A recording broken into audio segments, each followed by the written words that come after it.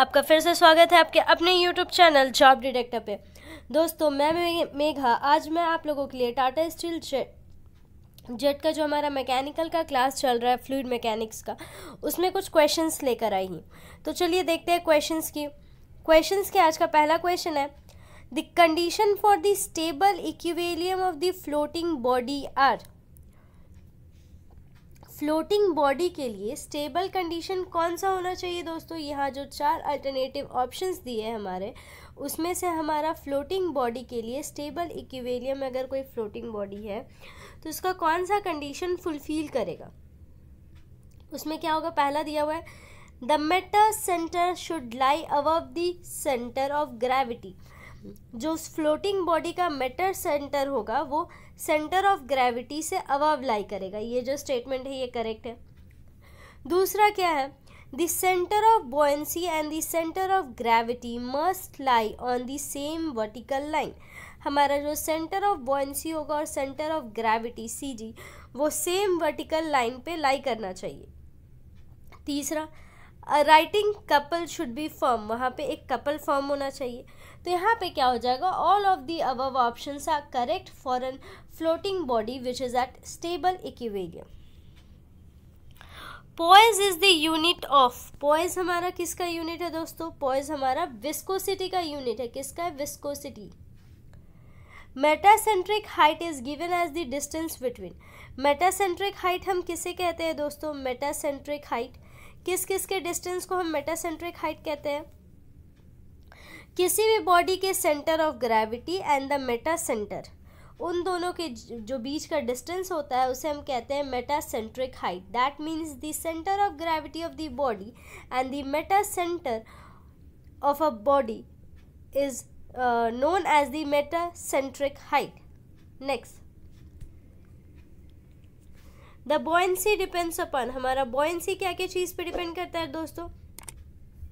Buoyancy depend करता है हमारे मास ऑफ फ्लूइड डिस्प्लेस। जितना भी हमारा जो बॉडी होगा, इमर्ज्ड बॉडी होगा, जितना भी फ्लूइड डिस्प्लेस करेगा उसके मास के इक्वल होगा हमारा buoyancy. That means option number an A. Next, the centre of gravity of the volume of the displaced fluid by an immersed body is called.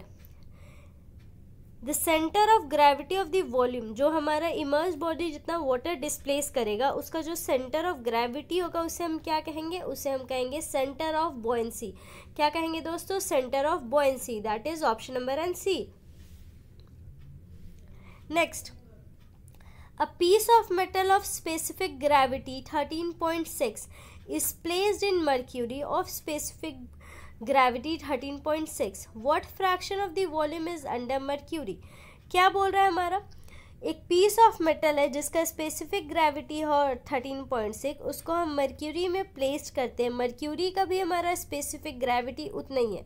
तो हमसे पूछ रहा है कि कितना फ्रैक्शन, उसके वॉल्यूम का कितना फ्रैक्शन जो है मर्क्यूरी के अंदर रहेगा। तो इसका करेक्ट आंसर क्या होगा? इसका करेक्ट आंसर हो जाएगा दोस्तों option number an C.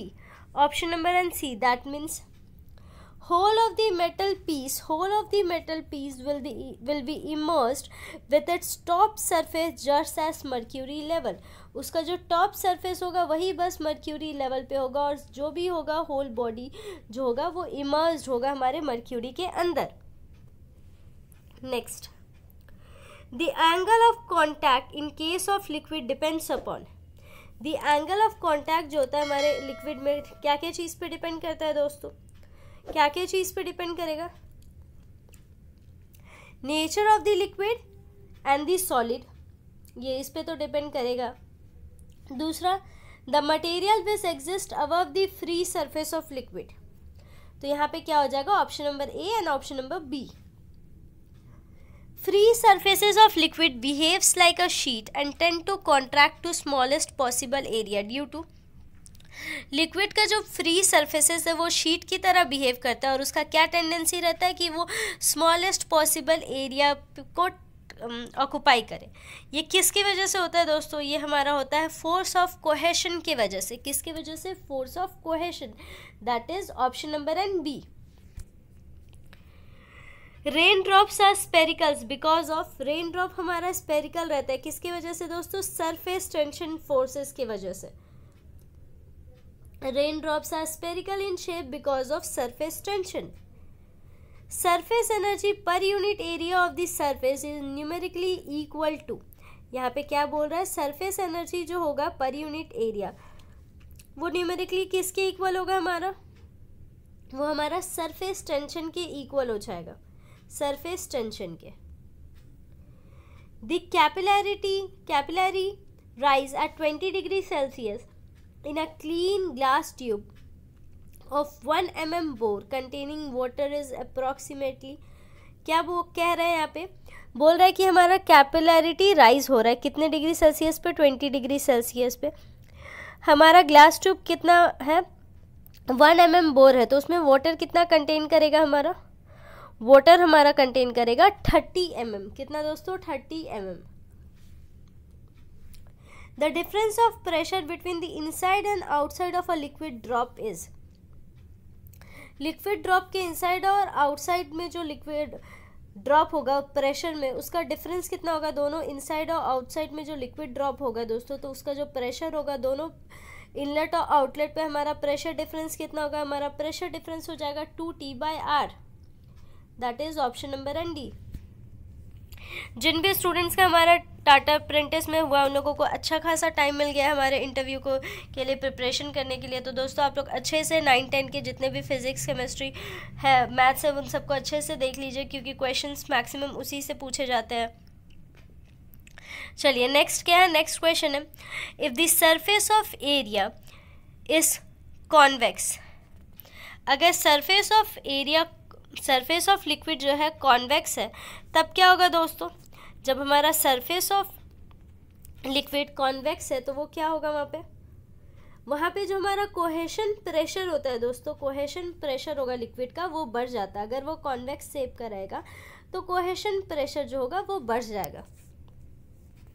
Next, to avoid vaporisation in the pipeline, the pipeline over the bridge is laid such that it is more than, अगर हमें वेपोराइजेशन पाइपलाइन में अवॉइड करना है तो हमें पाइपलाइन को लाइट कैसे करना चाहिए दोस्तों, हमारा जो हाइड्रोलिक ग्रेडियंट होता है उससे हमेशा 6.4 मीटर अबव हमें लाई डाउन करना चाहिए ताकि पाइपलाइन में वेपोराइजेशन ना हो। Next, to avoid an interruption in the flow of siphon an air vessel is provided, air vessel हमारा कहाँ प्रोवाइड किया जाता है दोस्तों, एयर वेसल हमारा समिट पे प्रोवाइड किया जाता है, किसमें, at the summit. Next, the vapour pressure over the concave surface is, concave surface पे हमारा वेपर प्रेशर कितना रहेगा, is less than the vapour pressure over the plane surface, हमारा कॉन्वेक्स सरफेस पे जितना वेपर प्रेशर रहता है वो प्लेन सरफेस से कम रहता है, that is option number an A. The property by virtue of which liquid possesses relative motion between its different layers is called, उसे हम क्या कहते हैं, उसे हम कहते हैं viscosity. Viscosity is the property of liquid which opposes resistance between it different layers. Next, अगला क्वेश्चन क्या है दोस्तों, the process of diffusion of one layer into the another through a semi permeable membrane is called, diffusion होता है एक liquid का दूसरे liquid से सेमी परमेबल मेम्ब्रेन के थ्रू, उसे हम क्या कहते हैं, उसे हम उस प्रोसेस को कहते हैं ऑस्मोसिस, क्या कहते हैं दोस्तों, osmosis, that is option number N B. The unit of dynamic और एब्सोल्यूट विस्कोसिटी, या डायनेमिक और एब्सोल्यूट विस्कोसिटी का यूनिट क्या होता है हमारा, ये हमारा होता है न्यूटन सेकेंड पर मीटर, कितना होता है डायनेमिक या फिर एब्सोल्यूट विस्कोसिटी का, न्यूटन सेकेंड पर metre, option number C. The continuity equation is connected with, हमारा कंटिन्यूटी इक्वेशन किससे कनेक्टेड रहता है, कंजर्वेशन ऑफ मास से, the continuity equation is connected with conservation of mass. Next, the rise और depression of liquid in a tube due to surface tension in increase in the size of tube will, देखिए क्या बोल रहा है, अगर कोई भी लिक्विड में राइज या डिप्रेशन होता है सरफेस टेंशन के थ्रू, तो अगर उसके साइज, अगर सरफेस टेंशन इंक्रीज करेगा तो उसके साइज पे क्या फर्क पड़ेगा, दैट विल डिक्रीज, क्या होगा, decrease. Next, liquid transmits pressure equally in all direction, this is according to, liquid जो है हर एक डायरेक्शन में प्रेशर, इक्वल प्रेशर एक्सर्ट करता है। ये कौन सा लॉ है, कौन सा प्रिंसिपल है दोस्तों हमारा, ये हमारा Pascal law. Liquids transmits pressure equally in all direction, this is according to the Pascal's law. Next, capillarity action is due to, capillarity action हमारा क्यों होता है, कैपिलैरिटी एक्शन हमारा सरफेस टेंशन की वजह से भी होता है। Cohesion of liquid, adhesion of the liquid molecules and the molecules on the surface of a solid, that means capillarity tube जो होता है हर एक ऊपर में जो हमारा अल्टरनेटिव ऑप्शंस दिया है उन सब के वजह से होता है। कौन कौन सा है, surface tension, cohesion of liquid, adhesion of the liquid molecules and the molecules of the surfaces of a solid. Next, Newton's laws of viscosity is a relationship between, Newton law of viscosity जो है किस किस का relationship है दोस्तों, Newton laws of viscosity जो हमारा shear stress of angular distortion का रिलेशनशिप है, is the relationship between shear stress of angular distortion. The atmospheric pressure with rise in altitude decreases, अगर द एटमॉस्फेरिक प्रेशर अगर altitude में हमारा बढ़ेगा, देखिए क्या बोल रहा है यहाँ पे, अगर हमारा एटमॉस्फेरिक प्रेशर जो होता है राइज इन एल्टीट्यूड होता है तो ये कैसे डिक्रीज करेगा, एटमॉस्फेरिक प्रेशर हमारा कैसे डिक्रीज करेगा, पहले डिक्रीज करेगा फर्स्ट स्लोली, पहले धीरे धीरे डिक्रीज करेगा दोस्तों एटमॉस्फेरिक प्रेशर अगर एल्टीट्यूड में हम लोग इंक्रीज करते हैं तो, और उसके बाद स्टेपली डिक्रीज करेगा, that is option number N B, first slowly and then steeply. Pressure of the order of 10 torr can be measured by, जो हमारा प्रेशर है 10 टॉर का, इसको हम कैसे मेजर कर सकते हैं दोस्तों,